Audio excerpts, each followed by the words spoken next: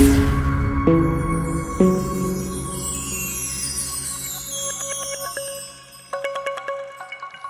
मित्रांनो, आज माझ्या ज्वारीच्या प्लॉटला सॉइल चार्जर टेक्नॉलॉजी वैदिकचे मानवतचे डीलर माझे मित्र दिनेश वळसे यांनी भेट दिली आहे।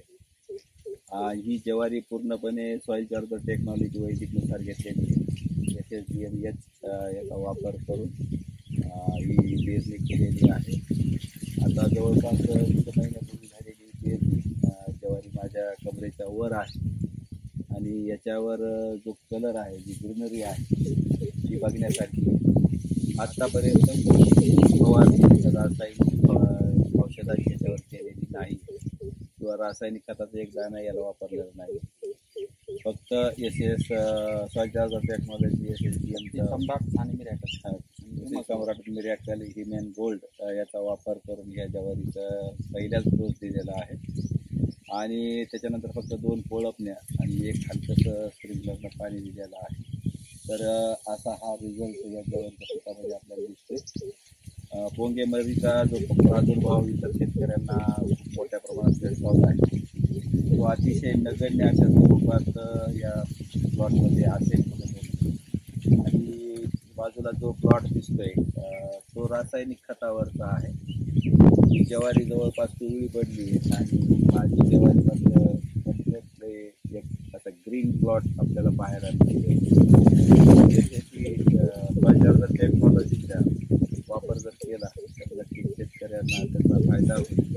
जे त्यांचं टॅगलाईन आहे, माती पैलवान पीक बलवान आणि त्याचे पीक पैलवान माती बलवान आणि त्याचा जो खाणारा जो ग्राहक असेल तो आरोग्यवान असणार आहे, अशी जी टॅगलाईन आहे ती खऱ्या अर्थानं पूर्ण होईल असं नक्की आहे। आता आमचं जे तुम्ही तंत्रज्ञान वापरलं आहे शक्ती सम्राट आणि मिरॅकल आणि ह्युमन गोल्ड ज्वारीला जाणेला, तर आपण बघू शकता हिरवेगारपणा आहे ज्वारीवर आणि त्याच्यानंतर जे इतर शेतकरी पोंगे मरीमुळे त्रस्त आहे तर तुमच्या याच्यावर असं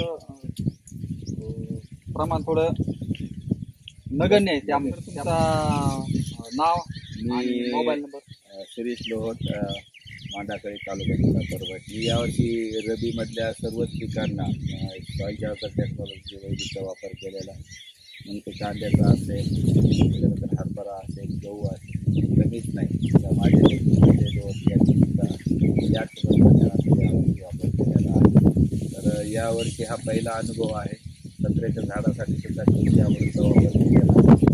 बघूया या वर्षभरात काय रिझल्ट येईल, त्याच्यानुसार पुढच्या वर्षीचं नियोजन आपल्याला करता येईल। सध्या तरी रिझल्ट खूप छान आहे, परंतु कोणत्याही शेतकऱ्याच्या घरात त्याचा भरोसा नसतो।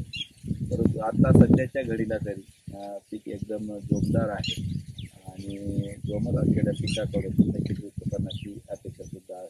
इतर शेतकऱ्याला काय सांगाल तुम्ही, तुमच्या गावातल्या किंवा मित्रमंडळी तुमचे आणि पाहुणे रावळे इतर शेतकऱ्यांना तुम्ही काय सांगाल तंत्रज्ञानाबद्दल वैदिक प्रोडक्टबद्दल?